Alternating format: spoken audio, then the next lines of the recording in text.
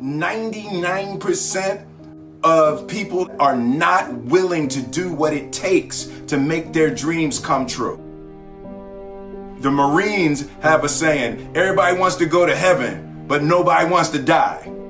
The center of bringing any dream into fruition is self-discipline. You know, something as simple as food and eating. It's not about your body as much as it is about your mind. It's getting command of your mind to be able to choose actions that are in your own best interest. Every day we are choosing that's not in our own best interest. So if the world is attacking you and the world wants to fight you and the world's trying to hold you down, so you're gonna kick yourself in the balls? So you're gonna stop yourself from getting what you dream. And I think the word discipline has kind of gotten a bad name. We think about it in terms of punishment. I'm not talking about discipline in that way. I'm talking about discipline in the sense that you forego immediate pleasure for the exchange of long-term self-respect.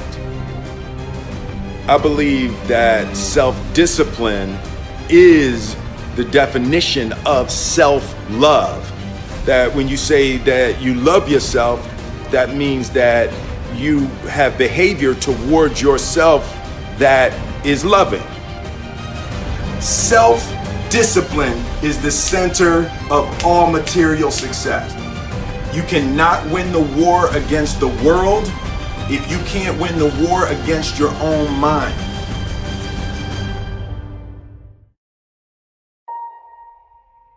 Self-love is when you say to yourself, oh, man, look, I know you and that girl got a real connection.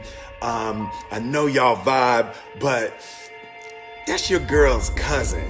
So I love you too much to let you do that.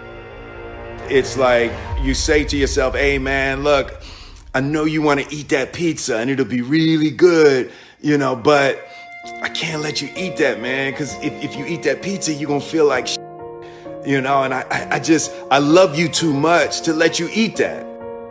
Self-love is, hey, look, I know you got a test on Monday, you know, and I know you really want to go out with your friends. It's Saturday night, you want to go out, but if you fail that test, you're not going to feel good about yourself. You know, I love you too much to let you go out tonight. Self-discipline is self-love. If you want to be happy, you have to love yourself, which means you have to discipline your behavior. The road to sustained happiness is through disciplining your behavior. We tend to base our self-esteem on what other people think.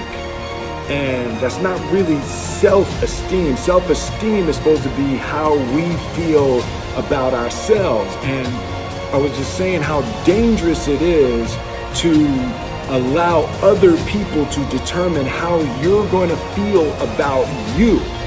And it's kind of like looking into a broken mirror. You're going to look in a broken mirror and then change your face to try to look good in this defiled, busted, broken mirror. And it just, other people's opinions is a really way to determine how we feel about ourselves.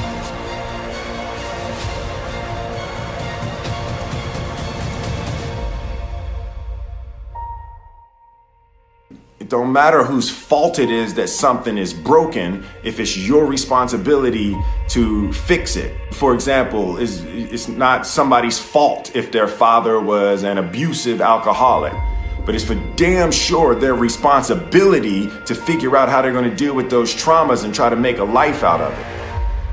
It's not your fault if your partner cheated and ruined your marriage, but it is for damn sure your responsibility to figure out how to take that pain and how to overcome that and build a happy life for yourself.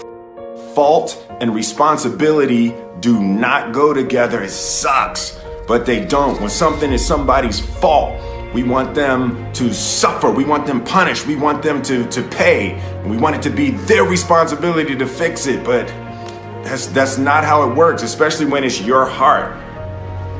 Your heart, your life, your happiness is your responsibility and your responsibility alone.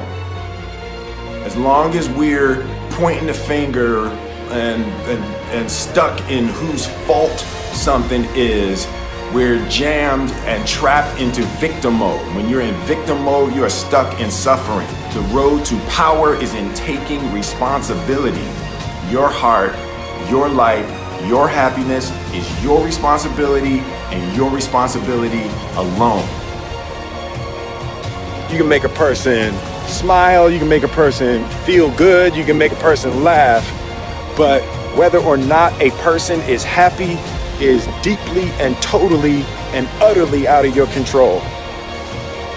The prerequisite for spending time with any person is that they nourish and inspire you.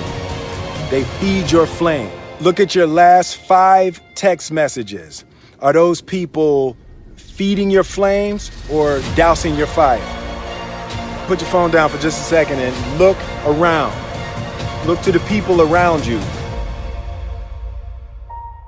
Are those people throwing logs on your fire or are they pissing on it?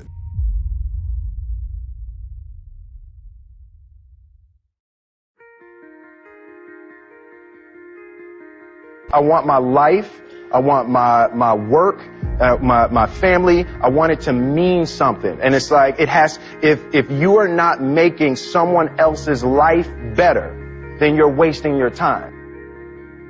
The separation of talent and skill is one of the greatest misunderstood concepts for people who are trying to excel, who have dreams that want to do things. Talent you have naturally. Skill is only developed by hours and hours and hours of beating on your craft.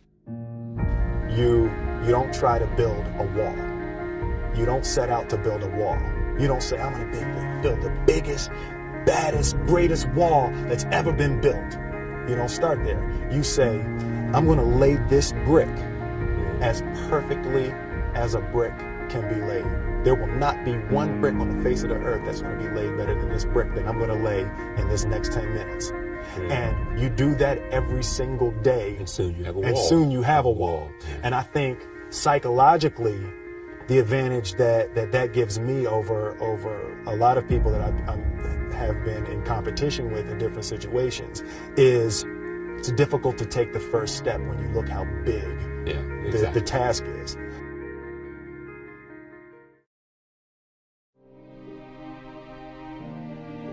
The definition of who I am is very clear to me, and it also redefines who I want to be, in that I know for a fact that I'm stronger than I thought I was. You know, you can't help but ask yourself the question, what would I do if I was in Muhammad Ali's shoes? I'm motivated by fear. I hate being scared to do something. And I think what developed in my early days was the attitude that I started attacking things that I was scared of. Why were you scared in your bed the night before? What do you need that fear for?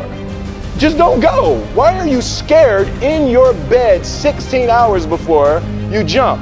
Why are you scared in the car? Why could you not enjoy breakfast? Fear is fear of what? You're nowhere even near the airplane. Everything up to the stepping out, there's actually no reason to be scared. It only just ruins your day. You don't have to jump. And then in that moment, all of a sudden, where you should be terrified is the most blissful experience of your life. And God placed the best things in life on the other side of terror.